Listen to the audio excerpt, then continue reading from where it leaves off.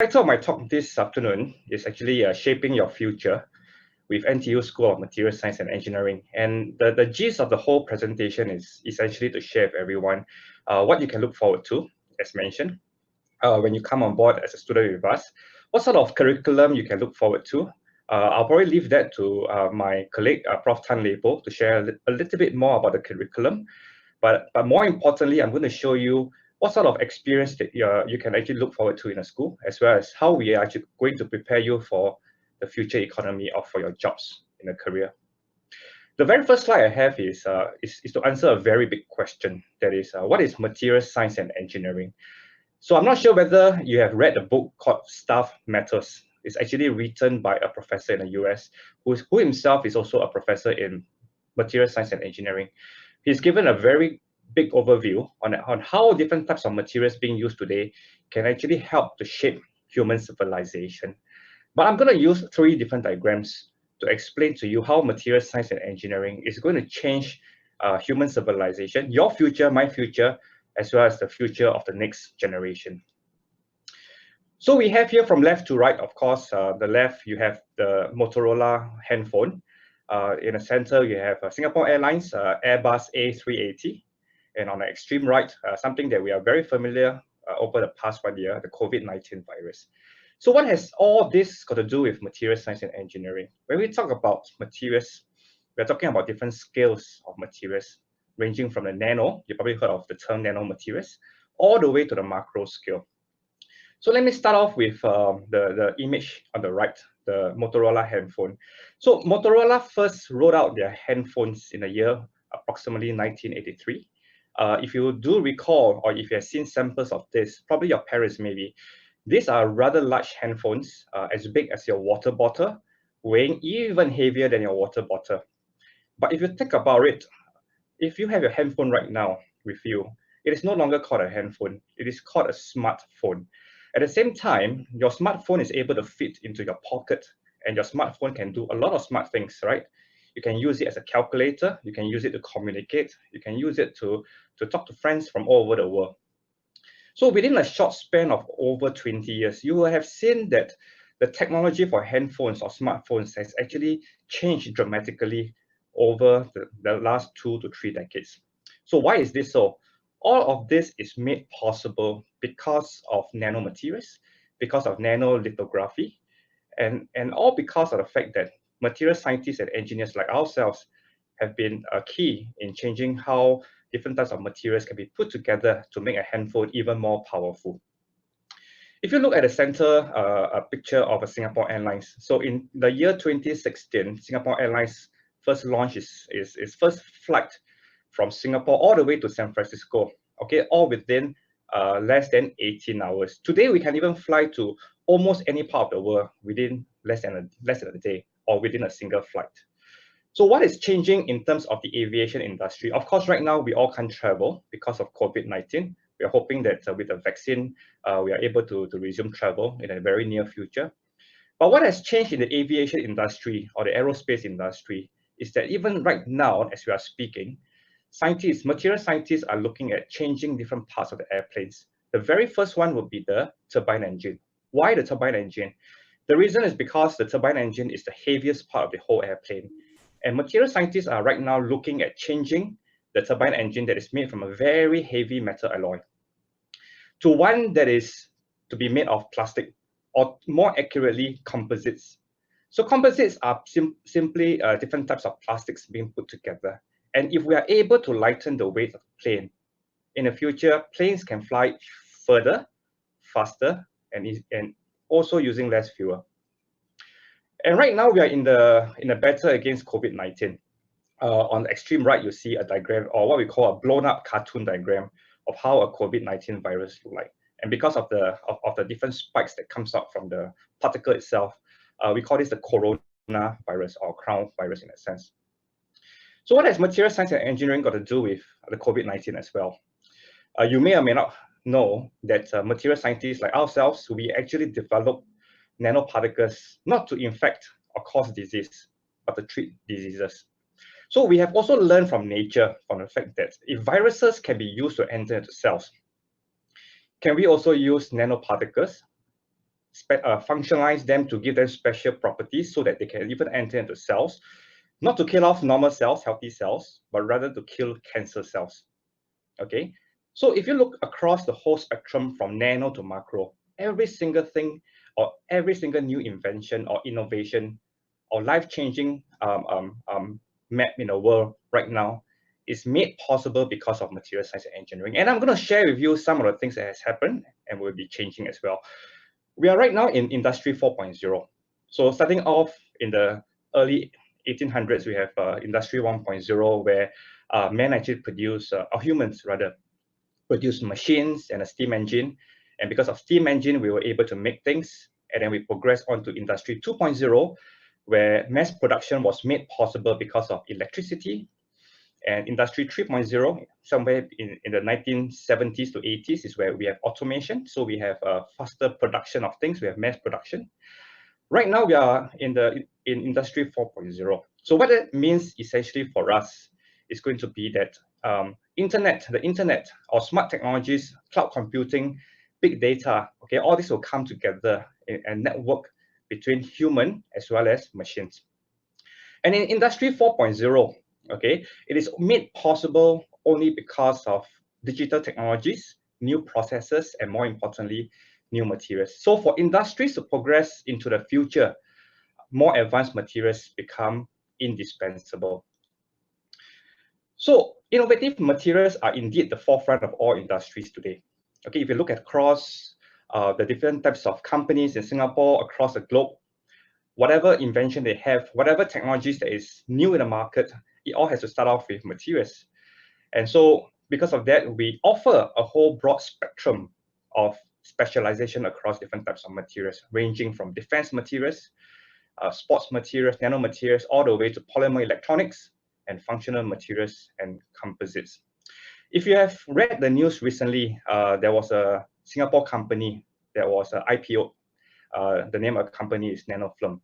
It's actually about the use of nanomaterials as a coating to coat onto different materials to give them different properties. If you look at the bottom on materials for sustainability, our finance minister or deputy prime minister recently just gave his budget talk. And one of the companies that was brought up during his talk was Dura Power. Dura Power, the CEO of Dura Power sits on our school board actually. And what his company does is actually to work on energy storage batteries to be used across different types of electronic vehicles. And it's because of the materials that are used in these batteries that actually allow for the movement or the advent of electronic vehicles in the very near future. So we are not just preparing students or rather prospective students and graduates for the current economy. I think if we do that, we are just being very short-sighted. The government has put up a roadmap ahead for Singapore itself. We call this the Committee on the Future Economy. If you look very closely at the 7 transformation roadmaps for Singapore itself, you will notice that material science and engineering plays a very big part and role in how Singapore is going to move forward. One very recent example is actually based on the news article that's on the right. As you can see, our Prime Minister, our Finance Minister, and our former Deputy Prime Minister. That Singapore is going to invest close to $1 billion in food, medicine, and digital tech research for long-term competitiveness. And material science and engineering, even today, plays a big role in food, in medicine, and even in the digital tech domains. I'm going to talk about this in the next few slides and explain to you how material science is shaping each of these areas. So our students are hired across different types of industrial sectors. Okay, so as you look at this slide over here, students or graduates go into the medical tech industry, biotech and pharmaceuticals. So companies like GSK, for example, Merck. Electronics, precision engineering, energy and chemicals. So companies like Shell, ExxonMobil, electronic companies like Micron as well, they do hire our students. Consumer business is one big part where our students actually have made a big impact. Companies like that make your shampoos, for example, P&G, Unilever, these are all companies, huge companies that deals with the consumer business. Of course, I've also mentioned about aerospace, Rolls-Royce, for example. Later on, we'll see a picture of how a student got herself an internship in Rolls-Royce in the UK. That's about four years ago.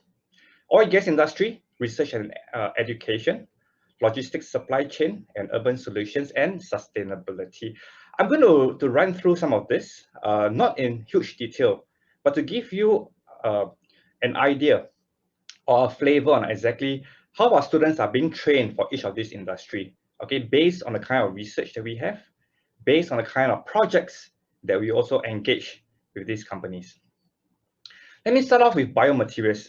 We are all very familiar with our human body, okay? But of course, you may or may not know that material science is actually playing a very big role in how materials is being used to treat certain kind of disease. Let me just take from the example on the Trojan horse approach to kill cancer cells. What my colleagues here have done essentially is that they have used silica nanoparticles. So silica, as we know very well, is one of the components in sand.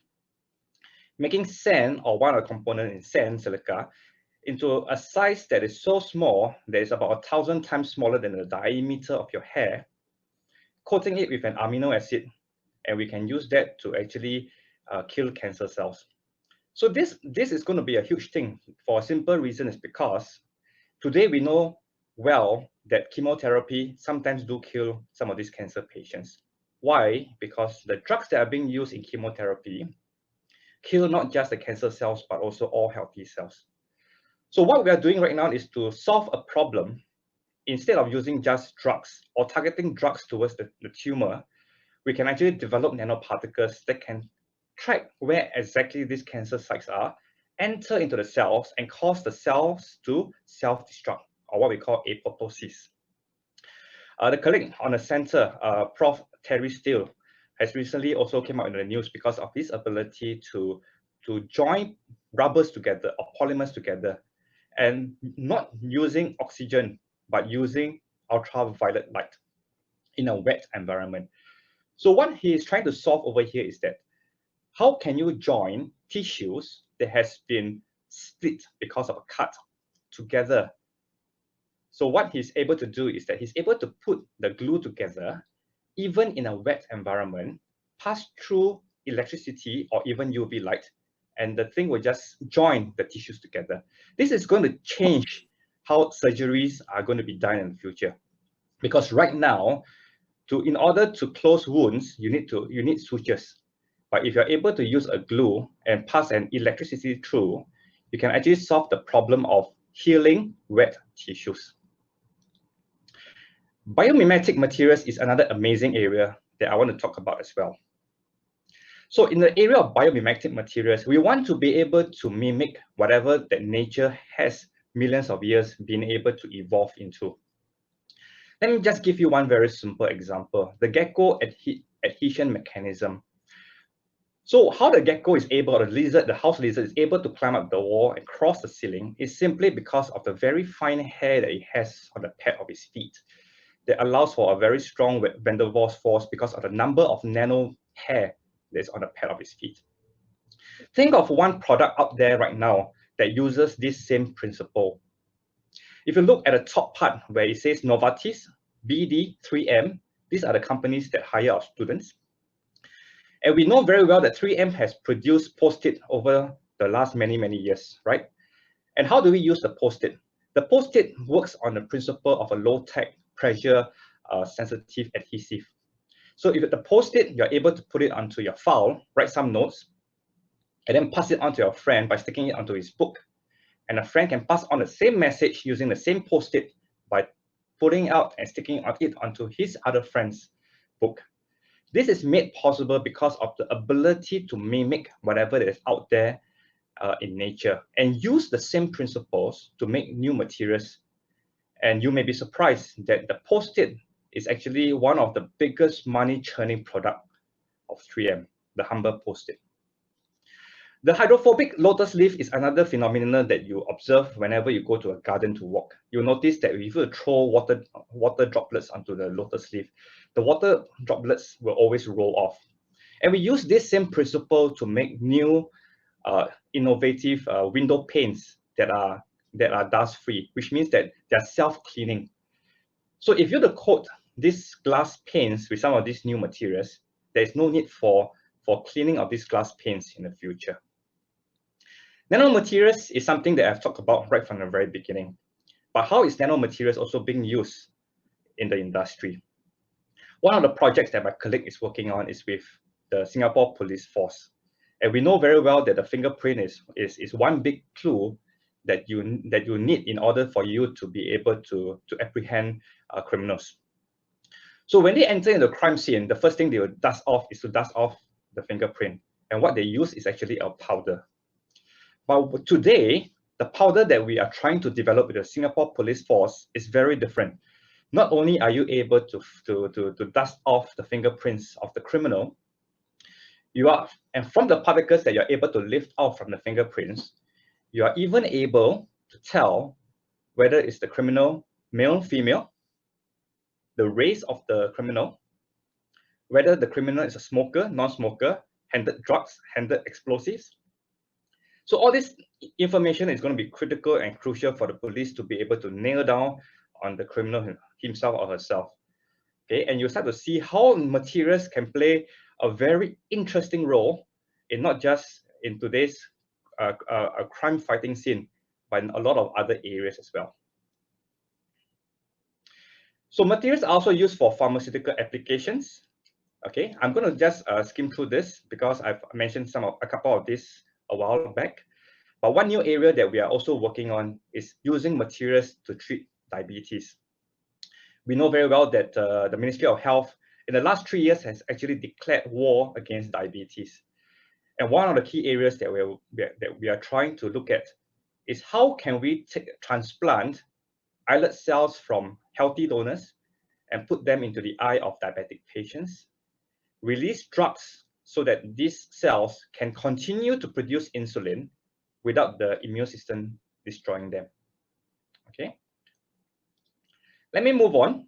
Polymer electronic materials. Today, our TVs, your laptops are made from hard materials. In the very near future, we have already developed what we call soft electronic materials or polymer electronic materials that can bend. And we can use this for different applications. For instance, for as a sensor to detect vital signs that can be used in our mask that we put on every day as a new norm. Okay, and we can even use artificial intelligence systems, okay, to understand hand recognitions or hand gesture recognition. So all this is made possible because of the advent of polymer electronic materials. So companies like Micron, Global Foundries, IM Flash, they are always interested to find students who have experience in these areas. Materials for energy storage. I mentioned about Dura Power. Our school used to work and develop batteries for BMW as well, for the next generation of electronic vehicles, because the government right now is actually pushing for EVs in the Singapore road. Materials for sustainable earth. I'd like to spend a little bit of time over here. We are developing new types of solar panels, solar cells. So if you look across the HDB flats today, where you have solar panels on top of the HDB flat trying to capture solar energy and converting them into electrical power. Okay, we have professors who are working in this area to try to make this whole process cheaper and a lot more efficient. So the company that does all the solar panels on top of the HDB flats is actually done by this company known as Sunseap. And if you were to look at our microsite later on, one of our students who graduated from the School of Material Science and Engineering, Mr. Frank Pon, is actually the owner of Sunseap. On the extreme right, we have professors working in the area of water splitting. So water splitting is a very new concept where we use solar energy to split water molecules into hydrogen and oxygen. And you actually tap on the hydrogen that is being produced as a source of fuel. So imagine one day in the future where cars are no longer just running on batteries, but they are running on water. Water with solar power, with solar energy, you actually generate hydrogen gas that can power your vehicles. We have professors working in the areas of building and construction. FiroShield is one company that has been spun off from MSE, where we look at how we can use materials that can withstand fire. FastWrap is another company that was recently spun off as well, where we use materials as a very cheap and quick way to reinforce concrete. Last but not least, materials for agri-food applications. One of the areas that we work with, and we have been in talks with companies like DSM, companies like Ferrero. They are very interested in how we have also used materials that are obtained from vegetables to absorb fat from our diet. So I always like to joke that in the future, you can have your McDonald's, for instance, without being concerned about the fat that may be present in some of these foods. So I've given you a very quick and brief overview of exactly what students can be exposed to when they come on board as students with us, while we provide you with the right training, with the right syllabus and the right curriculum as well. For the aspect of the curriculum, I will leave it to my colleague to explain more to you on how you will be trained. But whatever that you have seen so far is essentially what you can have the opportunity to be exposed to when you come on board. So our top occupations, as you can see from the right, okay, our students become production engineers, process engineers, materials engineers, management trainee, electronics engineer, and the list goes on and on across all different types of industries. In terms of employment, this was recent. You probably have read on the news about this. Based on the graduate employment survey for our graduates who graduated in the year 2020 during the COVID-19, MSE has done very well because our employment rate is currently 91.5%. At the same time, what I want to highlight over here is that despite of the fact that it's actually a depressed market, our students has increased in their median salary range as well over the past 1 year.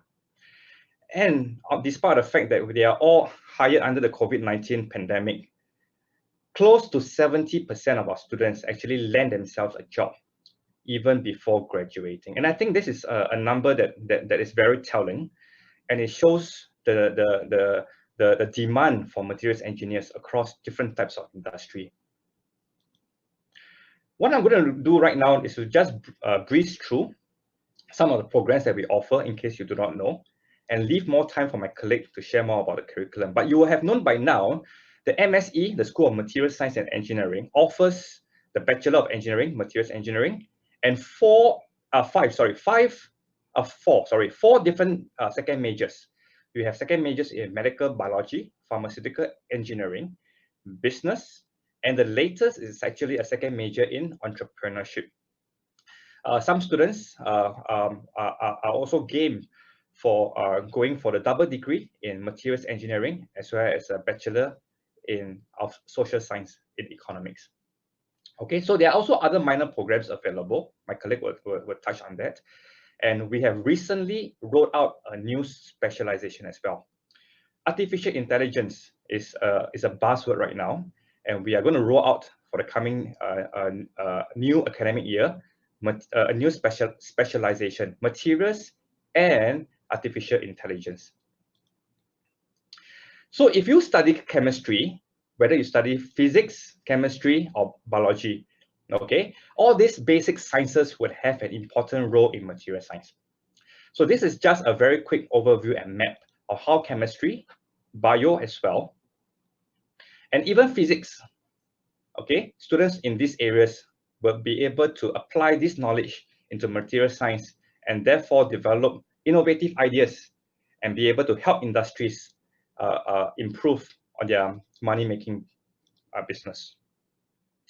One of the new things that we are rolling out in NTU as well is what we call the Common Foundational and Interdisciplinary Collaborative Curriculum, or what we call the ICC in short. My colleague will talk about this, but for students from the coming academic year onwards, they will come on board and learn across different programs. Okay, so it's going to be an interdisciplinary program where students will not just learn sciences, they will learn the arts, they will learn about business, and hopefully that will make students more holistic in terms of their education. I want to just spend another 2-3 minutes running through with you some of the programs that we have in our school. And one of them is what we call the Skills Future Work Study Degree Program. The work-study degree program was recently launched about 2 years ago, and we are the only school in NTU that is the only full-fledged school in NTU that is rolling this out for all our students. Under this WSDP program, MOE mandates that students must spend 20% of the time in companies. And we have drafted out this outline where students actually spend time in up to 3 different companies. Meaning, in other words, CW over here stands for coursework, where the students spend time on campus, going for lectures and tutorials.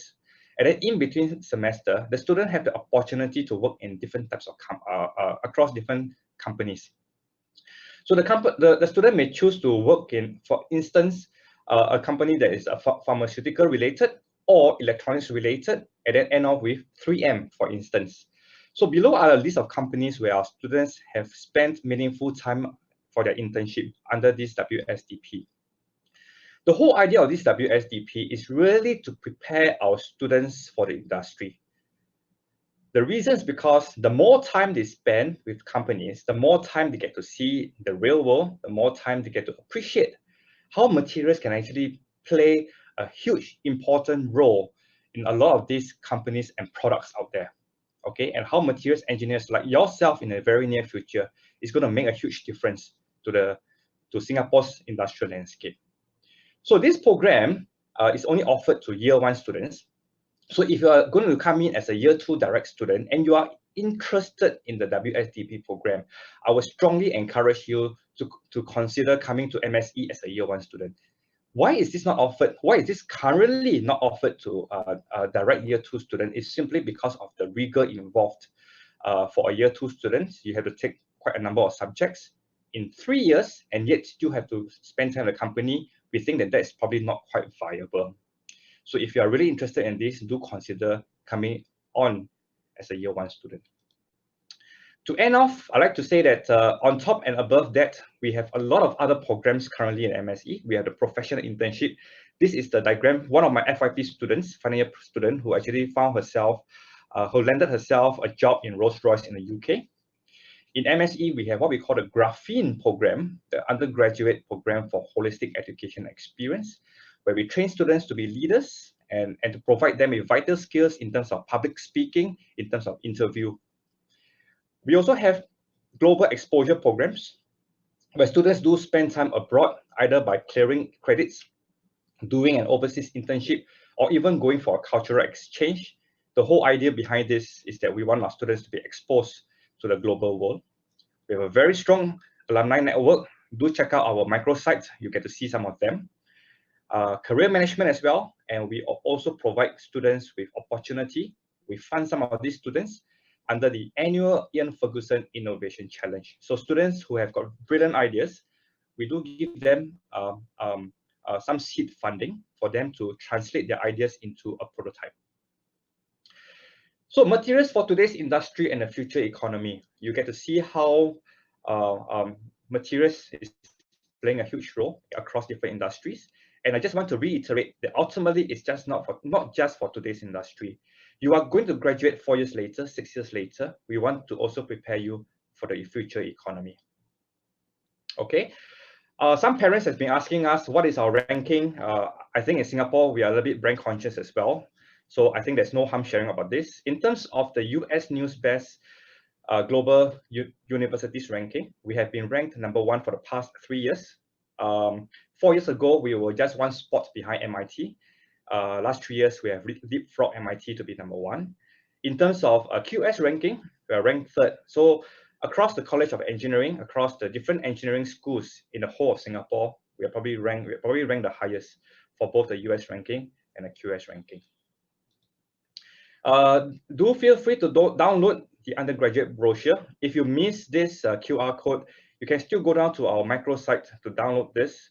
Hopefully, this will give the brochure will give you more details that you will be able to understand about the School of Material Science and Engineering. I think with that, I'd like to end off. Thank you very much. Okay, very good afternoon, everyone. Again, just like Prof. Lu, I would like to congratulate all of you. Okay, you have come a long way. We hope that you have known a bit more about materials science and engineering from Prof. Lu earlier on. So what I'm going to share with you today is going to let you know what you're going to learn, right? So as Prof have mentioned, what materials engineers can do after you graduate. So I would like to share a little bit on what you will learn, right, in MSE, such that we prepare you for those challenges and for those jobs that Prof. Lu mentioned earlier on, right? Okay, so MSE is generally a 4-year course, unless the students come in through poly and then you go in through the direct entry, but generally it's a 4-year course. But we also have students who have done very well and they would like to go on to the accelerated bachelor's program, which you can then finish within 3.5 years. But typically it is a 4-year course. So in the first 2 years of your undergraduate days with us, you will be introduced more on the basics of materials science and science in general. As you can see in year 1 here, you will do materials science, materials physics, and materials chem, apart from those physics and mathematics courses, right? So these are the technical courses. So apart from technical courses, you would also have to do the non-technical courses, which is for your broadening, right? To make you more to give you a more holistic education. So, and if we move on to year 2, a little bit more on the basic sciences or material sciences, like material structure, mechanical behavior of materials, phase transformation and kinetics, and etc. So you can see this on our website, right? The full curriculum for our website. So after you are done in your year 2 and year 1 and year 2, which is more on the basics or the fundamentals, you will move on to year 3 to do more applied material science courses, materials engineering, right? So you look at materials in micro, nanoelectronic materials, processing, for example. What are the environmental effects, the corrosion, and how do you consider materials when you're designing a product, right? So what kind of materials should you choose? What kind of roles do these materials play? And then how do you analyze the failure analysis of materials, etc. And in year 3, you also have a compulsory professional internship, right? So we run on, if you are not aware, right, we run on 2 semesters academic year, right? So first sem, you can take the course, and the other half of the cohort will go for their professional internship. So professional internship is something that we really value in NTU because this is something that you cannot learn from textbooks, you cannot learn in school. So apart from learning technical things when you go for a professional internship, very importantly, right, what you learn is what is the working world out there like, right? How do you work in teams and how do you present and how do you develop your soft skills and etc. etc. And when you move on to year 4, okay, you can start to specialize. So when you move on to year 4, you can start to specialize by committing your prescribed elective, right, to your specialization if you choose to.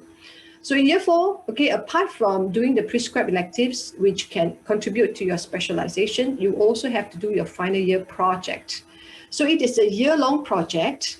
You'll be attached to the professor, his or her lab, or you can also be attached to companies to do your final year project or research institutes to do your final year project. So it is a 1-year project and this is a real hands-on. So you learn everything about, if you are interested in research, if you are interested in more applied, you go to companies and you learn about not only technical things, but really how to handle a project semi-independently, right? Okay. So that is the overview of the 4-year courses. Again, you can actually go into a website to have more, to look into more of the details.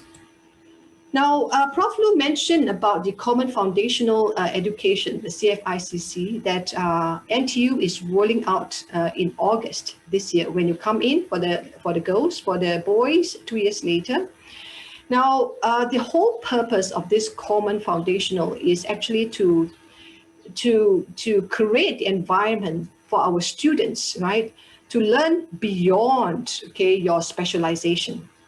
Okay, so to learn beyond material science, for example, right?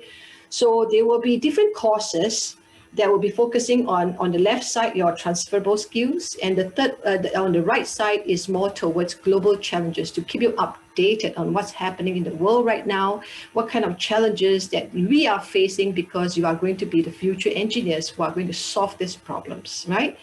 Now, what is very special about this CFICC courses are that you are going to attend classes, okay, all these classes together with students from Humans, for example, from Wee Kim Wee School of Communication, from ADM, and also other engineering students.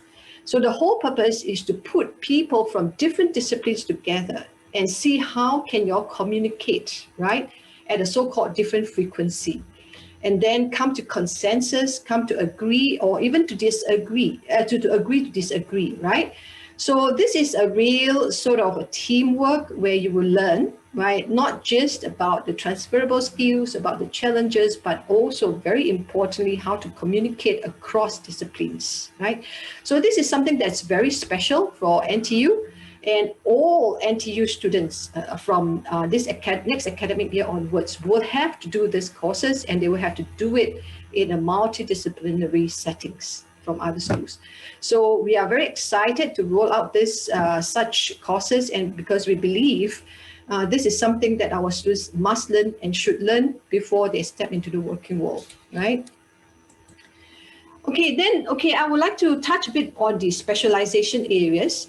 Currently, we have 4 specialization areas. The first one is on the top corner on the left is your medical materials. So in order for you to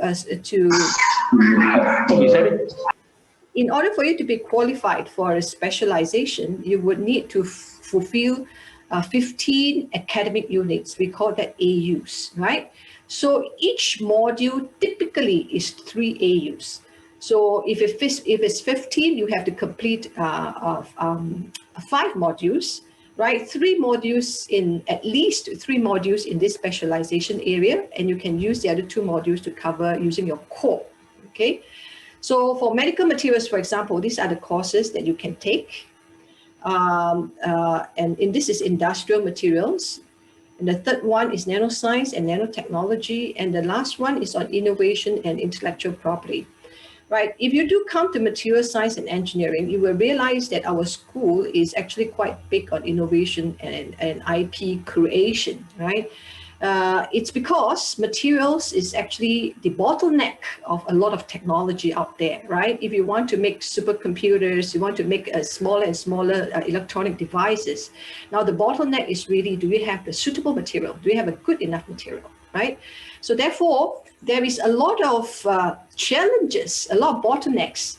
But if you look at the other side of the coin, you can actually turn these challenges and bottlenecks to opportunities, right?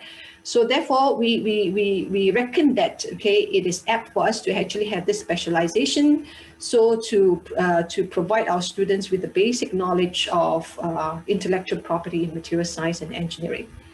Right, so these are the 4 current specialization areas, and because the world is changing constantly, and in fact very much lately, so our school is always getting stakeholders' feedback and etc. to change our curriculum so that our students remain relevant.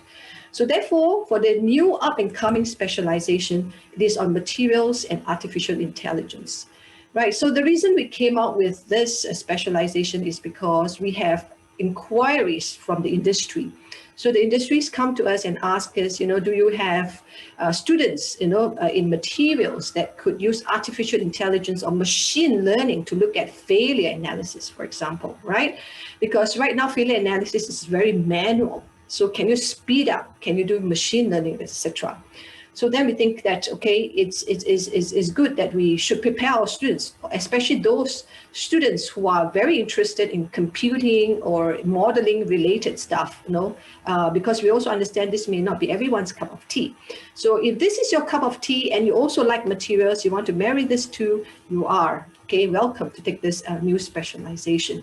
So what is different in this specialization as compared to the other 4 specialization is that, because we realize that AI, machine learning, you have to do hands-on, or you have to do applied, right? courses in order for you to grasp, okay, what is artificial intelligence or machine learning.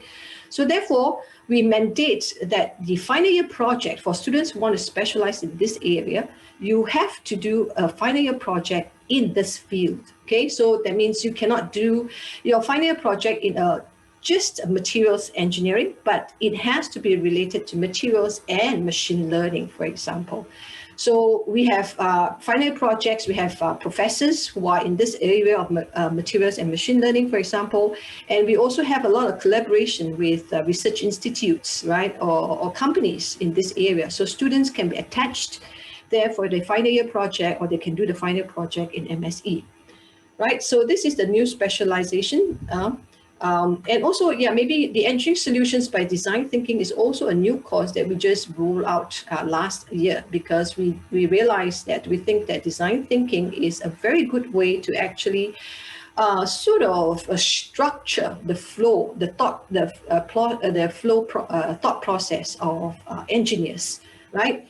So this is quite an interesting course where students will actually will work with students from art, design, media, right, to come up with a prototype at the end of the course.